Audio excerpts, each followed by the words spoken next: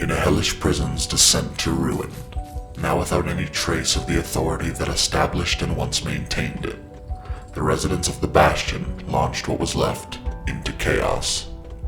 A large-scale riot erupted as desperate prisoners attacked each other with makeshift weapons haphazardly created with the resources available on hand.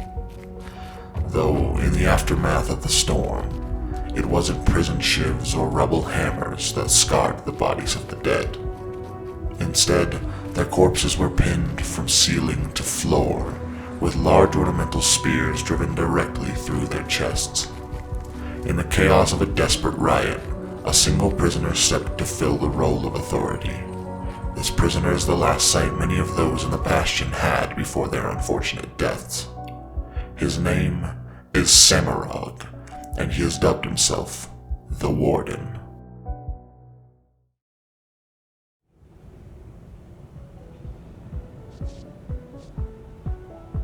Before discussing the actual encounter with Samarog, I'll first explain a bit about how exactly you get to him. Soon after killing the Mersad Overseer, your party will be stopped by a large locked door with the Eye of Janthir above it. Any player that walks under the eye for even just a moment is given a special buff called the Gift of True Sight. This buff will allow any player that has it to identify special piles of rubble in the prison. These interactable piles of rubble hide special keys for the large locked door. There are 4 of these keys hidden in the previous room, and you'll need to collect all 4 of them in order to open the door and proceed. As a side note, if you happen to have a thief in your party, try having him interact with the door before you place all 4 keys. It'll proc a neat little Easter egg that the developers have hidden in the instance.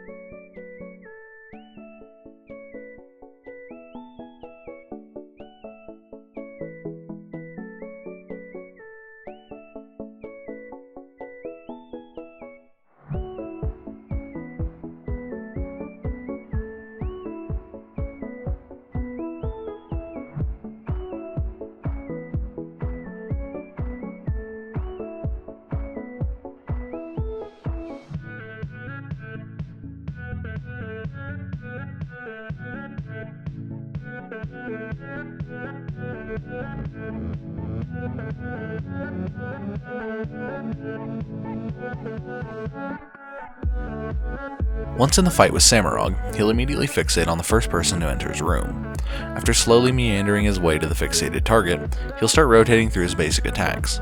The first, and most frequently used of these attacks, is his Shockwave Slam. Samarog will swipe the tank twice with his front legs, and then lift his spears high into the air before slamming them back down into the ground. When he does this spear slam, the impact creates a large radial shockwave that quickly expands outwards. Anyone hit by this shockwave will be launched away from Samarog. If this launches a player out of the boss's arena and into the spears on the ground, that player will be instantly killed. The shockwave is easily avoidable, however, as it has a very apparent wind-up and can be either dodged through or jumped over. The second of Samarog's basic attacks is a large arcing swing done with one of his spears. Samarog will turn his attention from the fixated player towards the rest of the raid squad. Shortly after turning, he will lift one of his spears and swing it twice. Any player hit by either of these swings will be launched backwards a great distance. As with the Shockwave Slam, if this attack launches you into the spears that line the room, you'll be immediately killed. Thankfully, this attack can be entirely negated by simply moving into and through the boss's hitbox before he swings. You'll have plenty of time to identify the attack and react to it, so it's unlikely to become a large issue. The third, and final attack in Samarog's basic rotation, is a pounce mechanic. Every time Samarog's health is reduced by 10%, he'll immediately jump on the fixated player and begin mauling them. Samarog will be given a break bar and will steadily deal damage to the fixated player until he is CC'd. If Samarog is not CC'd in time, and he deals too much damage to the fixated player, that player will immediately become defeated and cannot be revived. It's worth mentioning that Samarog's break bar is rather large, and it should be prepared for accordingly. Every failed CC phase is a player down, and a lack of CC skills can quickly lead to an encounter wipe. After each CC phase, Samarog will release his current target and fixate on a new one. While the first fixation is decided by who enters the boss arena first, all subsequent fixations will target the player furthest from Samarog at the end of each CC phase. This mechanic allows fixation to be manipulated rather than it being pseudo-random. The final mechanic you and your raid team will have to be aware of at the start of this encounter is the consistent spawn of stationary spears.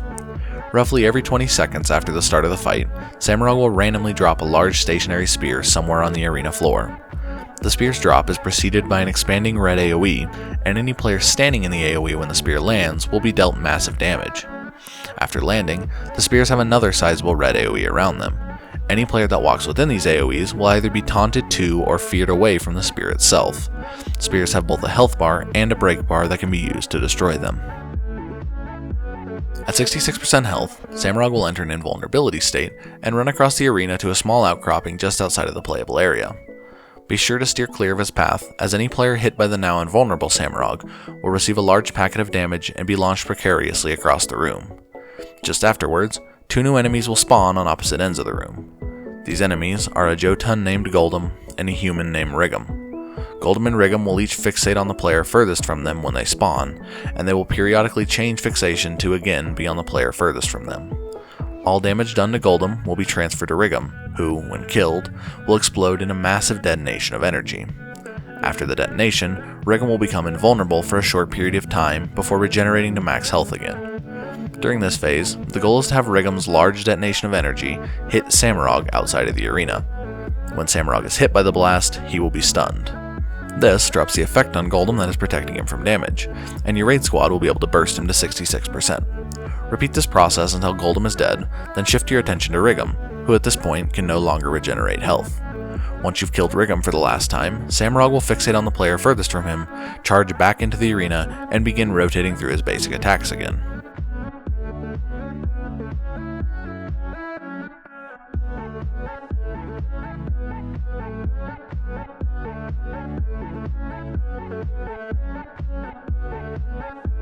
After the 66% Guldhem and Rigom phase, the fight with Samarog remains mostly the same. The only new mechanic is the addition of one called Inevitable Betrayal. Inevitable Betrayal picks 2 players at random from the raid squad. This gives one of the chosen players a large orange AoE with a small green AoE inside, and the other chosen player a standalone green AoE. The players are given a few moments as the orange AoE expands to match up their green AoEs on the ground.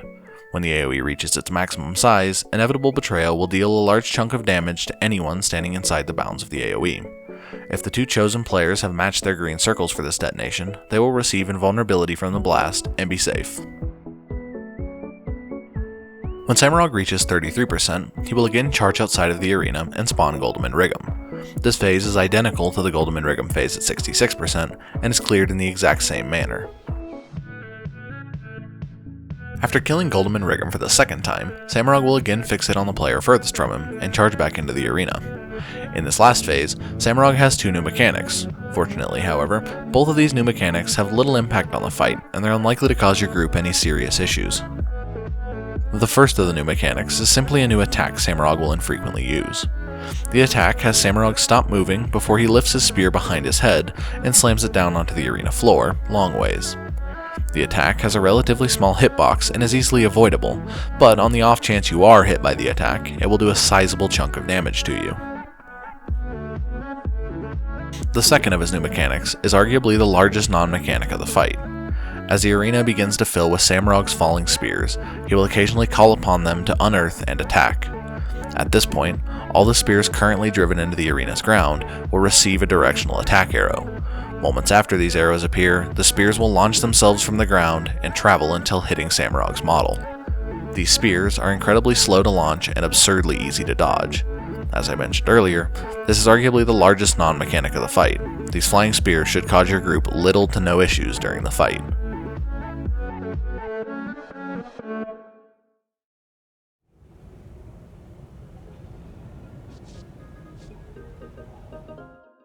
As with any guide, I'd like to finish by offering a few suggestions that you and your group may find helpful when tackling the boss. The first of these suggestions I can offer is on the topic of party composition. Samarog is a rather vanilla boss with little to no specific class requirements, and because of this, the ideal class composition at this time is simply a standard mirror meta. 2 PS warriors, 2 Chronomancers, 2 Druids, and 4 DPS classes, most often being Tempests or Condi Rangers, will offer your group the fastest and easiest clear on the boss. That being said, Samarog is not a huge DPS check due to his long enrage timer, and this composition is certainly flexible as to include any number of other classes or builds. My group seems to find the most success on Samarog when everyone is playing the profession that they are most comfortable with, rather than a profession that the mirror meta would lock them into. Don't be afraid to deviate yourself from the meta and find a composition that works for you and your team. Moving on, I'd like to briefly discuss the stationary spears that are dropped throughout the entirety of the encounter, as these spears are handled differently from one group to the next. They're susceptible to damage in both hard and soft CC. Deal enough health or breakbar damage to them and they will disappear. One strategy is to assign a dedicated player to clearing these spears as they spawn. They are quickly cleared by soft CC conditions such as Chill, Cripple, Immobilize, and Slow. As such, when our team has a dedicated spear clearer, we usually run a Condi Reaper for its easy access to many of these soft CCs. That being said, any class with a high access to these conditions is an equally viable option to run spear clears. However, everything I just mentioned will be entirely disregarded by many of the raid groups that are running Samarog nowadays. Several groups find the easiest way to deal with the stationary spears is simply to not deal with them at all. If your raid team plans on taking this route, simply treat the stationary spears as an arena hazard and maneuver the boss around them. Both strategies I've outlined here are viable within their own rights, hence you'll simply need to decide as a team which method you'd like to employ during your own raids. The last string of suggestions I can offer are likely the most important. Guldhem and Rigom are the highest hurdle a squad learning Samarog will need to jump in order to clear the encounter. Without any direction or advice, this phase of the fight can seem confusing and even unfair. As a quick refresher, the entire idea behind the Guldhem and Rigom phase is to knock Rigom into Samarog's hitbox, and then have Rigom detonate on top of Samarog to stun him. The cheapest and easiest way to accomplish this is to drag both Guldhem and Rigom towards the edge of the arena nearest to Samarog, then have one of your party members launch Rigom towards Samarog. Skills like the Berserker's Wild Blow or the Guardian Hammer's Banish work wonders here. You can clean up any miscalculations with the launch by having a Mesmer use their Temporal Curtain skill to pull Rigom into a better position. Once you have Rigom in a position that'll work, you'll then want to have someone in the squad immobilize him there. To this effect, you have 2 avenues that you can pursue. Either apply immobilization directly to Rigom via the use of ranged skills, such as the Druid's Vine Surge or the Condi Warrior's Pin Down, or apply any immobilization to Guldhem, which will then immediately transfer itself onto Rigom. It's also worth noting that Sylvari players also have a racial skill called Grasping Vines that is absolutely incredible for this situation. Regardless of how you got him there, once Rigom is on top of Samarog and immobilized, everyone in the squad will then shift their full attention towards DPSing Guldhem.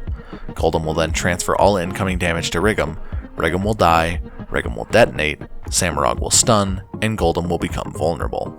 Repeat this just a few times, and you'll soon be back to fighting Samarog face to face. One final thing worth mentioning before concluding is an obnoxious bug that's been present in the encounter since the day Bastion released. During either phase with Guldhem and Rigom, if Rigom's death animation is interrupted, he will not detonate as intended. Instead, he will become invulnerable and start running uninhibited towards his fixated player. Sometime later, he will stop and trigger his death animation. The detonation will deal damage to any player standing near Rigom, but Rigom will once again regenerate health and become vulnerable. This can be incredibly annoying when it happens, but it will most likely end up as little more than a minor time loss in the end. Simply wait for Rigom to unbug and start again.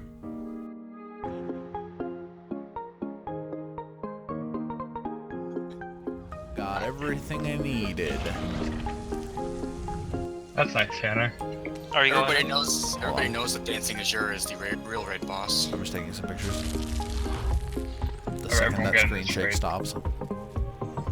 I love it. Get the fuck out of my picture.